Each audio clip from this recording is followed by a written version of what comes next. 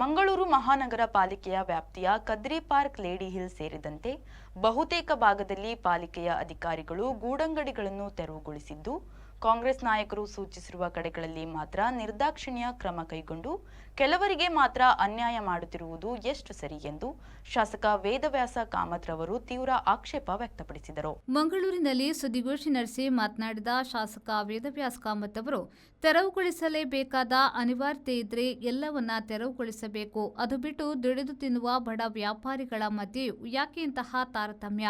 ಪಾಲಿಕೆಯಲ್ಲಿ ಬಿಜೆಪಿ ಆಡಳಿತವಿದ್ದಾಗ ಇಂತಹ ಅನ್ಯಾಯಗಳಿಗೆ ಆಸ್ಪದವಿರಲಿಲ್ಲ. ಇದೀಗ ರಾಜ್ಯ ಕಾಂಗ್ರೆಸ್ ಸರ್ಕಾರದ ಮೂಲಕ ಆಡಳಿತ ನಡೆಯುತ್ತಿರುವ ಈ ಸಂದರ್ಭದಲ್ಲಿ ಇಂತಹ ಪರಿಸ್ಥಿತಿಯನ್ನ ನೋಡುವಂತಾಗಿದೆ.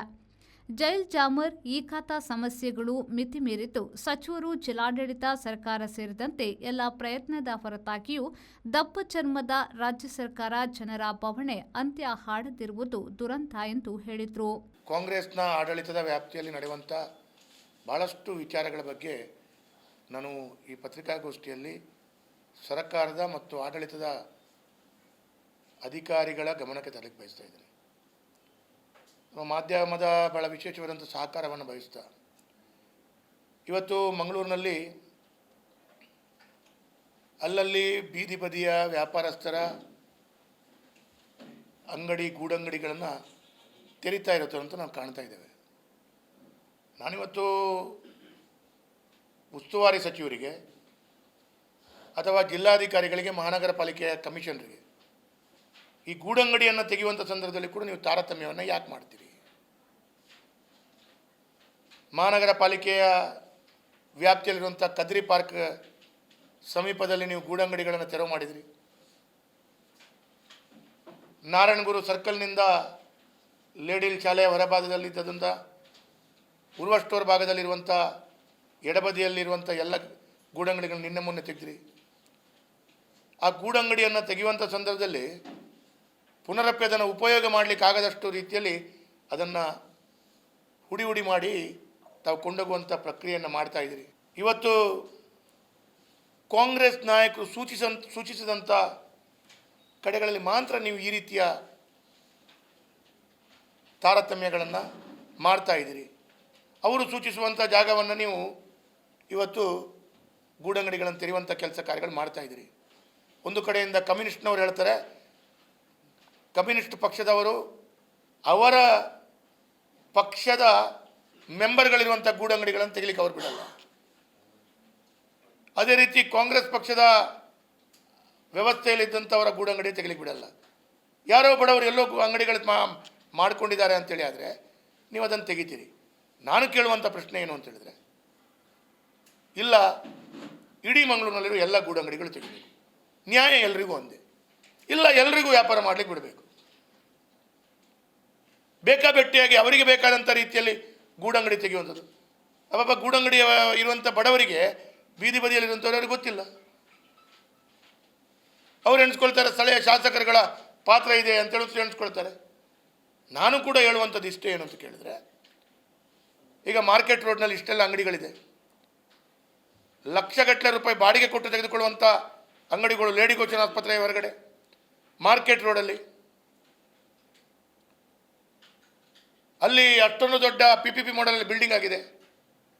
ಆ ಲಕ್ಷಗಟ್ಟಲೆ ಪಾರ್ಕಿಂಗ್ ಕೊಟ್ಟು ಲಕ್ಷಗಟ್ಟಲೆ ಕಾರ್ಪೊರೇಷನ್ಗೆ ಆದಾಯ ಕೊಡುವಂಥ ಸೆಲ್ಫ್ ಅಸೆಸ್ಮೆಂಟ್ ಟ್ಯಾಕ್ಸ್ ಮತ್ತು ಟ್ರೇಡ್ ಲೈಸೆನ್ಸಲ್ಲಿ ಆದಾಯ ಕೊಡುವಂಥ ಅಂಗಡಿ ಮುಗ್ಗಟ್ಟಿನ ಒಳಗಡೆ ಅಂಗಡಿ ಇದೆ ಮಾರ್ಕೆಟ್ ರೋಡಲ್ಲಿ. ಅದನ್ನು ಮುಟ್ಟು ಸಾಹಸ ಮಾಡಲ್ಲ. ನಮಗೆ ಬೇಕಾದ ಕಡೆಗಳಲ್ಲಿ, ಕಾಂಗ್ರೆಸ್ನ ನಾಯಕರು ಹೇಳಿದ ಕಡೆಯಲ್ಲಿ ಈ ತಾರತಮ್ಯವನ್ನು ಮಾಡುವ ಅನ್ನೋದನ್ನು ನಾನು ವಿರೋಧ ಮಾಡ್ತೇನೆ. ಮಾಡುವುದಾದರೆ ಕಾನೂನನ್ನು ಎಲ್ಲರಿಗೂ ಅಪ್ಲೈ ಮಾಡಿ.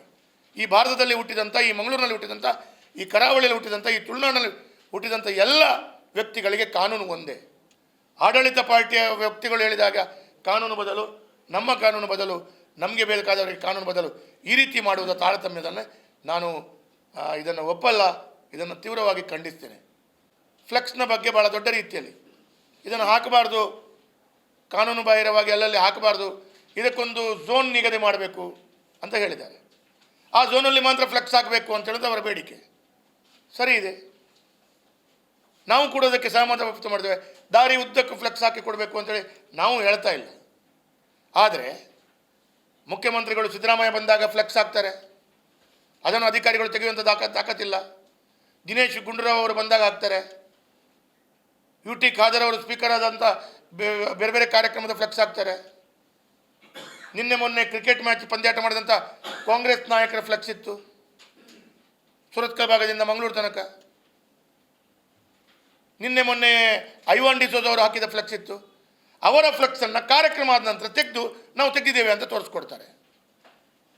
ನಾಳೆ 25 ತಾರೀಕಿಗೆ ಮಾರಿಗುಡಿ ದೇವಸ್ಥಾನದಲ್ಲಿ ಭಾಳ ದೊಡ್ಡ ರೀತಿಯಲ್ಲಿ ಉರುವದಲ್ಲಿ ಕಾರ್ಯಕ್ರಮ ಇದೆ. ಅವರು ದೇವಸ್ಥಾನದ ಹೊರಗಡೆ ದೊಡ್ಡ ಫ್ಲೆಕ್ಸ್ ಹಾಕಿದ್ದಾರೆ, ಅದನ್ನು ಹರಿದುಕೊಂಡೋಗಿದ್ದಾರೆ. ನಾನು ಕೇಳುವಂಥದ್ದು, ದೈವಸ್ಥಾನದ ಫ್ಲೆಕ್ಸ್ಗಳು ಹಾಕಲಿಕ್ಕೆ ಬಿಡದವರು ಕಾಂಗ್ರೆಸ್ ನಾಯಕರುಗಳ ಫ್ಲೆಕ್ಸ್. ಮೊನ್ನೆ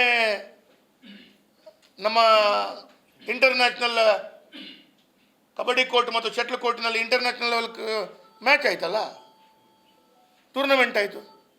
ಮುಖ್ಯಮಂತ್ರಿಗಳ ಫ್ಲೆಕ್ಸ್ ಇಡೀ ಮಂಗಳೂರಿನಲ್ಲಿ ಹಾಕಿದ್ರಲ್ಲ. ಕಾರ್ಪೊರೇಷನ್ಗಳಿಗೆ ಯಾವಾಗ ತಾಕತ್ತಿಲ್ವಾ?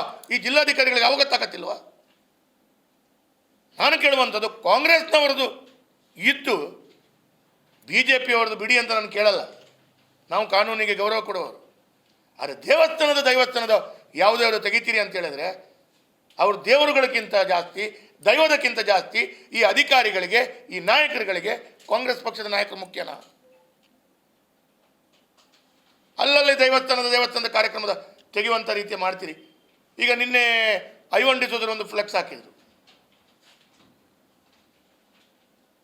ಐವಾನ್ ಡಿಸೋಜರ ಕಾರ್ಯಕ್ರಮ ಆದ ನಂತರ ತೆಗೆದು ನಾನು ತೆಗೆದಿದ್ದೇವೆ ಅಂತೇಳಿ ತೋರಿಸ್ಕೊಡ್ತಾರೆ. ನಾನು ಕೇಳುವಂಥದ್ದು, ಇದರಲ್ಲಿ ತಾರತಮ್ಯ ಮಾಡಬೇಡಿ. ನೀವು ದೇವಸ್ಥಾನದವರದ್ದು ಬಿಡುವುದಿಲ್ಲ, ಕಾಂಗ್ರೆಸ್ನವ್ರದ್ದು ಬಿಡಬೇಡಿ, ಬಿ ಜೆ ಪಿಯವ್ರದ್ದು ಬಿಡಬೇಡಿ, ಹಿಂದೂಗಳದ್ದು ಬಿಡಬೇಡಿ, ಮುಸಲ್ಮಾನರದ್ದು ಬಿಡಬೇಡಿ, ಯಾರ್ದು ಬಿಡಬೇಡಿ, ಕ್ರೈಸ್ತರದ್ದು ಬಿಡಬೇಡಿ, ಎಲ್ಲರಿಗೂ ಒಂದೇ. ಕಾಂಗ್ರೆಸ್ ಪಕ್ಷದ ಫ್ಲೆಕ್ಸ್ ಯಾಗ ಹಾಕಿದ್ರು ಕೂಡ ಕೆಲವು ಪತ್ರಿಕೆಯಲ್ಲಿ ಕಾಂಗ್ರೆಸ್ ಪಕ್ಷದ ಫ್ಲೆಕ್ಸನ್ನು ತೋರಿಸ್ಕೊಟ್ರು, ಬಂತು, ಅದು ತೆಗೆಯುವುದಿಲ್ಲ.